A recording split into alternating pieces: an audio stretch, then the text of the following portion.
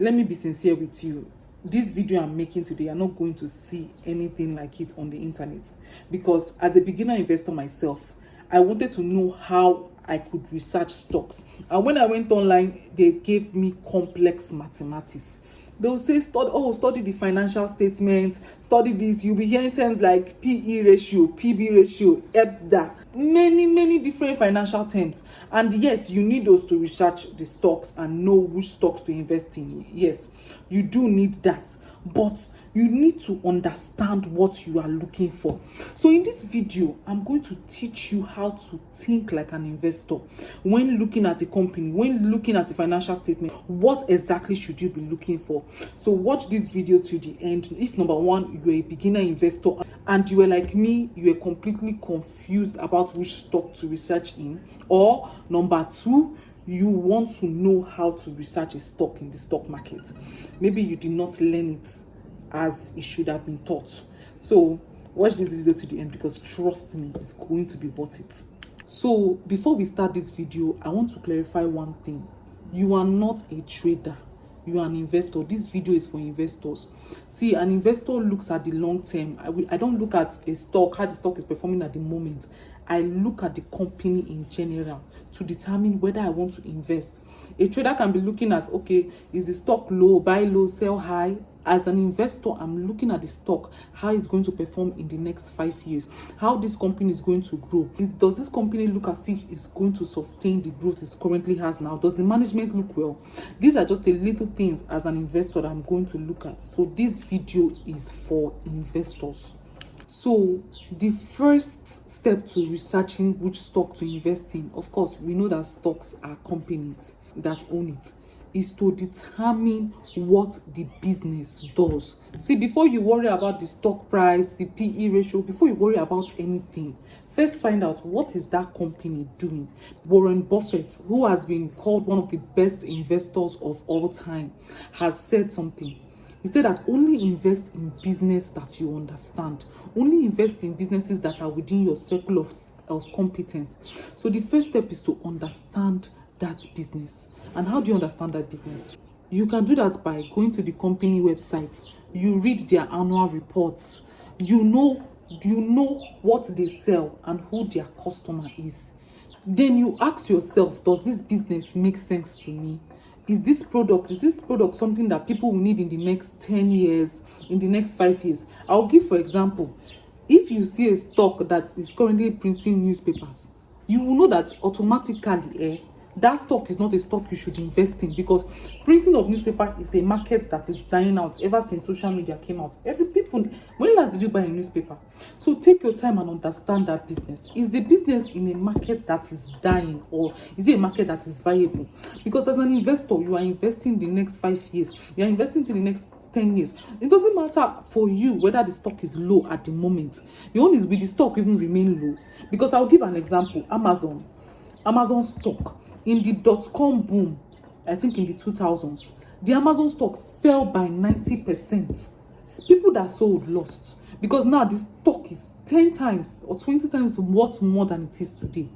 So right now, as an investor, you're looking, does this company has a stable business? Is the leadership okay? You look at all these aspects and you know whether you should invest and stay in the investment. So you answer this question, what does the business do? The second thing to look out for is the company financials. I know that this is a bit scary, because for those of us that don't like mathematics, you don't jam them in investing. Yes, look at the company financials, but I'm going to break it down into 3 things that you should look out for so that it will not stress you.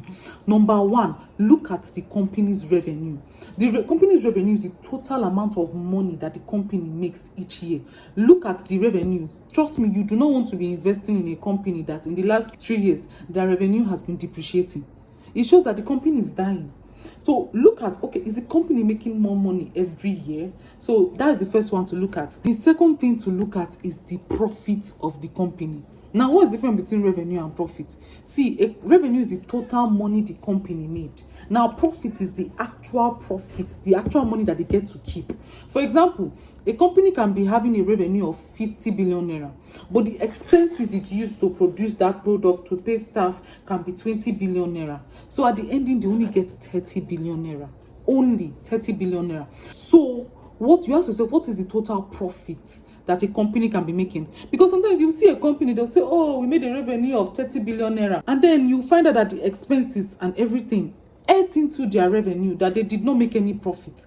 So you look for the revenue, you look for the profit. The last thing to look out for in a company's financial statement is the debts.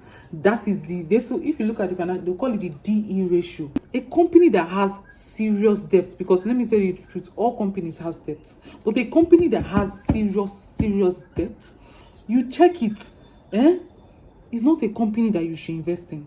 And here's why.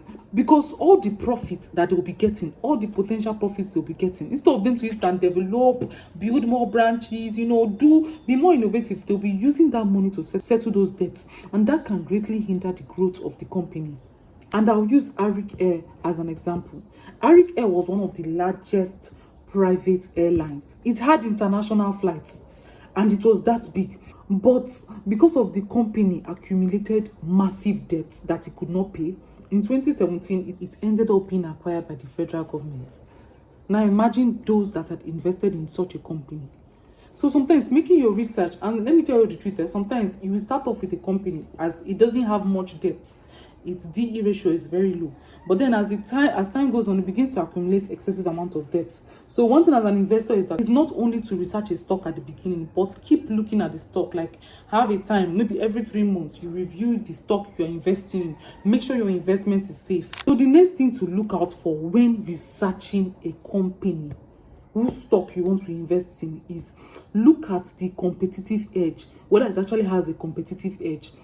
Because a business can look wonderful, it is good, but you see that market, that market has already been taken over by certain other companies. I'll give an example. Use phone, for example. iPhone is here, Google Pixel is there, Samsung is there. So if a new company that is selling phones wants to come into the market, ask yourself, what can that company give that all these other phones are not giving? What is this competitive edge? Because the phone market is highly competitive. So which edge does he have? They call it the competitive moat. And in Nigeria, it's like Dangote with cement. They are the first to come into the market. I would invest in Dangote stock any day because it's the first. It's practically a household name. For such a company like that to just fall all of a sudden is highly unlikely. So look into the competitive edge of the company as they are offering that service. How are they going to? What is their plan to distinguish themselves? What is their plan as they are entering into that market? How can they win over the people? How can they win over the consumers? So ask yourself that question before you invest in the company. The fourth thing to look out for is look at the executives, look at the leaders, look at the people at the top of the company. Like, I cannot stress how important this is. So let me tell you, when you are investing in a company, you are investing in the people in the company. The people in the company has to be upright, has to be honest, because you are going to be dealing with them. Someone that has scammed someone before, what makes you think they will not do it again? So look at the executives. Have this person ever built anything before? And what they have built, did it actually stay? Did it actually sustain? Do they have a track record that anything that enters their hand destroys? Do you know there are some CEOs that companies will never hire because once they hire, investors will pull out because they are saying if this man is in a company, that company must fall. So look at the executive. A prime example of this is Enron. Enron was one of the biggest companies. I'm not sure if it was a US company, but it was one of the biggest companies. And they were publicizing that they were making profits every year. But it was actually a lie made by the executives. They were actually falsifying financial records, financial statements to make it seem as if the company was doing well. And when the bubble bursts, of course, as normal, investors, that is you and me, lost money. So take your time and look at the executives. Try and know who is at the top.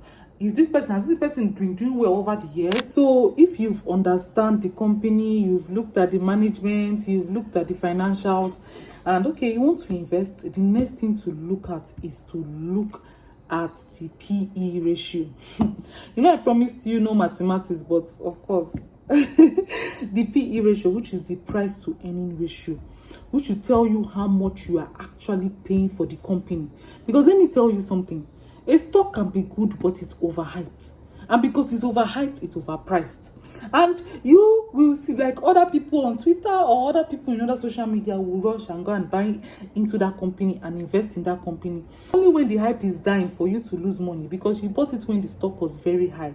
So you take your time and find out whether this stock is actually overpriced or is actually underpriced. For example, a stock like Zenith Bank, if analysts have said that the stock is underpriced. But then another stock, I'll give an example, BUA.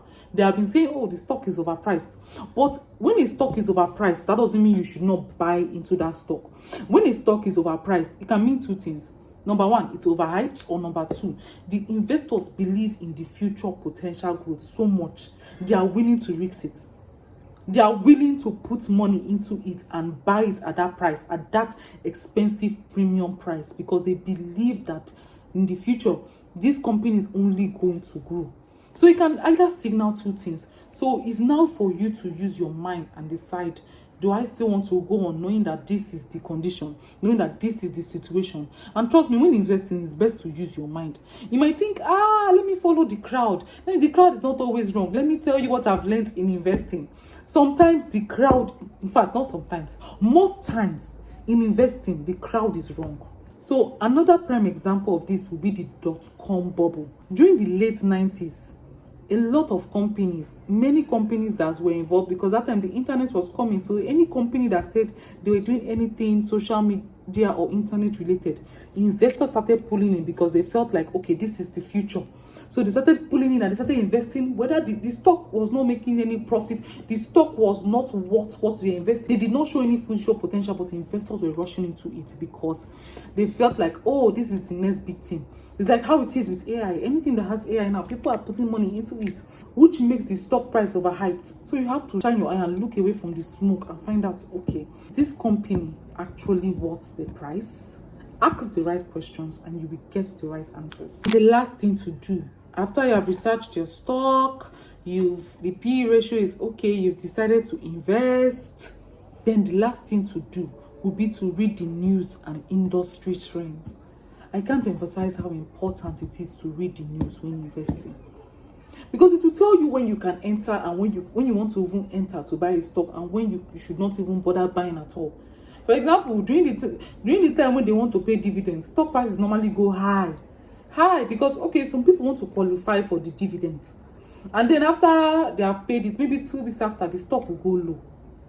The stock will go very low. You said that invested during that time, you will lose money because you entered at the wrong time. So always read the news, not only for potential stocks you want to buy, but also always read the news for the stock you have already bought. For example, when CBN announced the recapitalization of banks, that banks should recapitalize and bring more capital, many banks had to run around to meet the quota.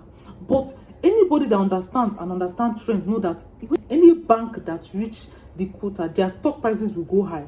So you better buy it before then.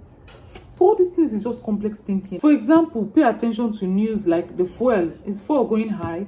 If the fuel is going high, you understand that, okay, for let's say all these aircraft and companies listed on the stock market, they might be affected because then they have to spend more money and more capital. It's not as if the company is not doing well, they're affected by fall. So maybe the stock price might become low at some point, but it doesn't mean that overall the stock is not doing well. So you will not be, you hear people, MTN is not doing well, they will run and sell. Then before you know, next 2 months later, when they have announced dividends, the stock doubles. So don't be moved by that. Actually read it. You can just be a passive reader. You don't have to stress yourself. But of course, you put in the work. So before we end this video, I just want to tell you, take your time and research a company, because you're going to own that stock for years. So you have to know that, okay, I believe in this stock. If you still want, you can go ahead, meet other people, to have conversations about stocks. I do that with my friends. Or you listen to people. I'll recommend you to listen to Additional. He breaks it down simply. He doesn't make it overly complicated and overly mathematical like some teachers. So take your time, study the stock, and then invest. And stay with it. Stock increases over time if you invest in a good company. It's not a get-rich-quick scheme, but it makes money over time.